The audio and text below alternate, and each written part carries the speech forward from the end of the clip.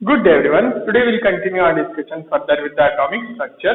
So we were discussing about particle nature of electromagnetic radiation. हमने black body radiation के बारे में बात की थी. Today we will discuss a very important phenomena which was explained on basis of particle nature of electromagnetic radiation. And that important phenomena is photoelectric effect. It is a very important topic, so kindly understand it properly. So photoelectric effect, आपने ये term सुन रखा होगा छोटे classes में. Photo electric effect, you must have heard this term. इसका meaning उतने अच्छे से समझा हो चाहे ना समझाओ, बट इस टर्म को आपने सुना होगा, photo electric effect. So let us understand what is the meaning of photo electric effect. Suppose करिए ये एक सरफेस है, किसी चीज का सरफेस है. फॉर एग्जाम्पल एक मेटल का सरफेस है, ये एक मेटल है मान लीजिए. अब इस मेटल पे कुछ रेडिएशन इंसिडेंट हो रहा है आके, इस मेटल के सरफेस पे कुछ रेडिएशन इंसिडेंट हो रहा है, मतलब इससे टकरा रहा है. तो क्या होगा, इसी मेटल के सरफेस से जब ये रेडिएशन टकराएगा तो इसी सरफेस से कुछ इलेक्ट्रॉन्स बाहर निकलेंगे, और इसी चीज को फोटो इलेक्ट्रिक इफेक्ट बोला जाता है. This is known as photo electric effect. So what is photoelectric effect? The emission of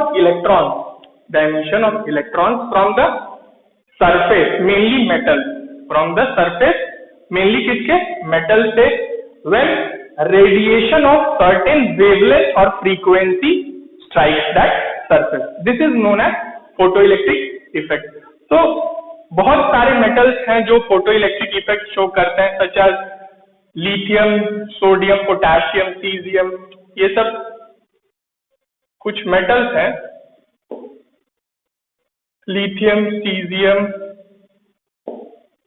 sodium, potassium, और भी बहुत सारे मेटल्स हैं.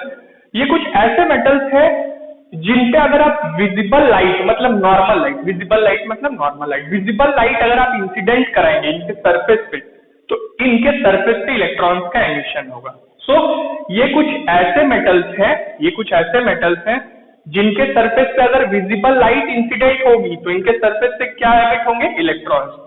सो फोटो इलेक्ट्रिक इफेक्ट को स्टडी करने के लिए एक बहुत इंपॉर्टेंट एक्सपेरिमेंट किया गया, और उस एक्सपेरिमेंट से फोटो इलेक्ट्रिक इफेक्ट के बारे में कुछ इंपॉर्टेंट कंक्लूजन्स निकाले गए. So let us first see the experiment and then the conclusions जो उस एक्सपेरिमेंट से निकाले गए. सो कैसा apparatus लिया गया, एक वैक्यूम चेंबर लिया गया. वैक्यूम चेंबर में ऐसा स्पेस जो पूरा वैक्यूम था, ये वैक्यूम चेंबर है. इसमें दो इलेक्ट्रोड्स रखे गए. दो इलेक्ट्रोड्स क्या हो सकते हैं, एनोड और कैथोड हो सकते हैं. दो इलेक्ट्रोड्स रखे गए. सपोज करिए ये एनोड है, दिस इज कैथोड. इस सर्किट में एमीटर कनेक्ट किया गया. एमीटर क्या होता है, एमीटर इज एन इंस्ट्रूमेंट जो सर्किट में करंट का प्रेजेंस बताता है. अगर करंट होगा तो आपको एमीटर बताएगा, नहीं होगा तो बताएगा. So it is used to detect the presence of current in the circuit.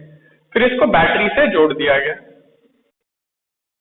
Okay, ये एनोड है, दिस वन इज एनोड है, और ये कैथोड है. लेकिन this cathode is coated with caesium. एक तरह का मेटल है. Cathode coated with caesium. याद रखिएगा. क्यों ऐसा किया गया, बिकॉज सीजियम एक ऐसा मेटल है जो कि विजिबल लाइट इंसिडेंट होने पे या नॉर्मल लाइट इंसिडेंट होने पे फोटो इलेक्ट्रिक इफेक्ट देता है. अब देखिए, this is a vacuum chamber. ये एक वैक्यूम चेंबर है. तो although this circuit is connected, ये पूरी सर्किट जुड़ी हुई है, लेकिन फिर भी करंट फ्लो नहीं करेगा. क्यों नहीं फ्लो करेगा, बिकॉज अंदर में वैक्यूम है. यहाँ ये सर्किट क्या है, ब्रोकन है, टूटी हुई है. अंदर में कोई करंट को कैरी करने के लिए कैरियर ही नहीं है. सो सब कुछ कनेक्टेड है, but this ammeter will not show any reading. ये कोई रीडिंग नहीं दिखाएगा. That means there is no current in the circuit. अब क्या किया गया, ये जो कैथोड है इस पे विजिबल लाइट इंसिडेंट कराएगी। विजिबल लाइट मतलब नॉर्मल लाइट आप बोल सकते हैं, नॉर्मल लाइट इंसिडेंट कराएगी तो सीजियम फोटो इलेक्ट्रिक इफेक्ट देता है नॉर्मल लाइट से भी, उसके सरफेस से इलेक्ट्रॉन्स एमिट होने लगेंगे। तो यहाँ से कुछ इलेक्ट्रॉन्स एमिट होंगे, इस साइड से कुछ इलेक्ट्रॉन्स एमिट होंगे, और वो इलेक्ट्रॉन्स कहाँ तक पहुंचेंगे, कैथोड से निकल के कहाँ पहुंचेंगे, एनोड से। अब क्या होगा, ये जो सर्किट बीच में ब्रोकन थी ये कंप्लीट हो गई, ये जो सर्किट बीच में ब्रोकन थी ये कंप्लीट हो गई। तो आपको इस सर्किट में करंट मिलेगा, इस सर्किट में करंट मिलेगा। सो यही एक्सपेरिमेंट था जो फोटो इलेक्ट्रिक इफेक्ट को स्टडी करने के लिए कंडक्ट किया गया। अब इस एक्सपेरिमेंट से कुछ बहुत ही इंपॉर्टेंट कंक्लूजन निकाले गए। क्या कंक्लूजन था, ये जो फोटो इलेक्ट्रिक इफेक्ट होता है ये इंस्टैंटेनियस होता है। इंस्टैंटेनियस मतलब जैसे ही लाइट इंसिडेंट होती है, जैसे ही रेडिएशन इंसिडेंट होता है मेटल के सरफेस से, वैसे ही इलेक्ट्रॉन्स निकलते हैं, वैसे ही इलेक्ट्रॉन्स निकलते हैं। Means it is an instantaneous process, there is no lag, कोई लैग नहीं होता between emission of electron and the radiation striking the surface. So it is a very fast process या इंस्टैंटेनियस प्रोसेस, कोई ऐसा lag नहीं होता इसमें। Second important conclusion क्या डिराइव किया गया, देखा गया कि जब ये रेडिएशन जो है, या लाइट आप बोल सकते हैं या रेडिएशन, इसकी इंटेंसिटी बढ़ाई गई। इंटेंसिटी मतलब ब्राइटनेस बढ़ाई गई। जब इस लाइट को ज्यादा ब्राइट करके देखा गया, कभी कभी इसकी ब्राइटनेस रिड्यूस की गई, तो क्या देखा गया कि जो नंबर ऑफ इलेक्ट्रॉन्स निकल रहे हैं वो चेंज हो रहे हैं। नंबर ऑफ इलेक्ट्रॉन्स जो निकल रहे हैं वो चेंज हो रहे हैं। जब लाइट की ब्राइटनेस ज्यादा है, that is when intensity of light is more, when intensity of light is more, तब ज्यादा इलेक्ट्रॉन्स निकल रहे हैं कैथोड से और एनोड तक पहुंच रहे हैं। लेकिन जब सेम लाइट की इंटेंसिटी और ब्राइटनेस कम कर दी जा रही है, then the number of electrons which are emitted from the metal surface of the cathode is less. So ये second important conclusion था जो इस experiment से निकाला गया। And the third important conclusion जो था वो था, now I'm rubbing this, ऐसा नहीं है कि आप किसी भी रेडिएशन को या किसी भी लाइट को इंसिडेंट करा दीजिए मेटल के सरफेस से और वहां से इलेक्ट्रॉन्स निकल जाएंगे। No, there will be emission of electrons from metal surface only when light of certain frequency or higher frequency will strike that surface. इसका मतलब क्या होता है, एक टर्म होता है जिसको आप बोलते हैं threshold frequency. Threshold frequency, suppose करिए ये मेटल का सरफेस है।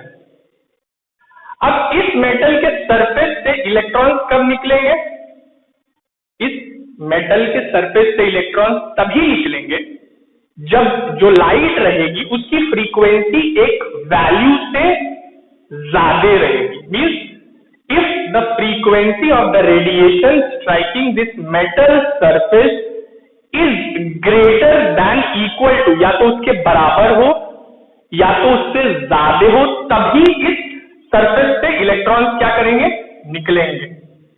इलेक्ट्रॉन्स क्या होंगे, निकलेंगे। अगर आपने जो रेडिएशन इंसिडेंट हो रहा है उसकी फ्रीक्वेंसी इस थ्रेशोल्ड फ्रीक्वेंसी से कम है, मतलब एक सर्टेन लिमिट से कम है, तब आप कितने भी देर तक उस रेडिएशन को इंसिडेंट कराते रहिए उस मेटल सरफेस पे, there will be no emission of electrons from a metal surface.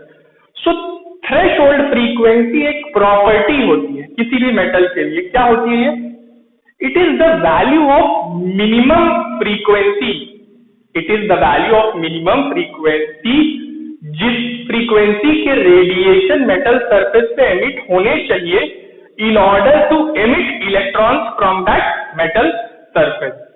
समझ गए, मतलब थ्रेशोल्ड फ्रीक्वेंसी एक मिनिमम वैल्यू है फ्रीक्वेंसी की।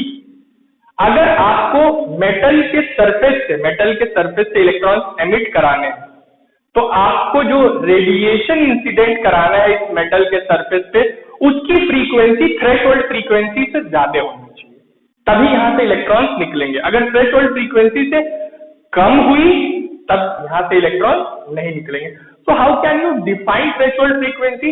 It is the minimum value of frequency, it is the minimum value of frequency of radiation which is required to emit electrons from the metal surface. So this is how you define threshold frequency.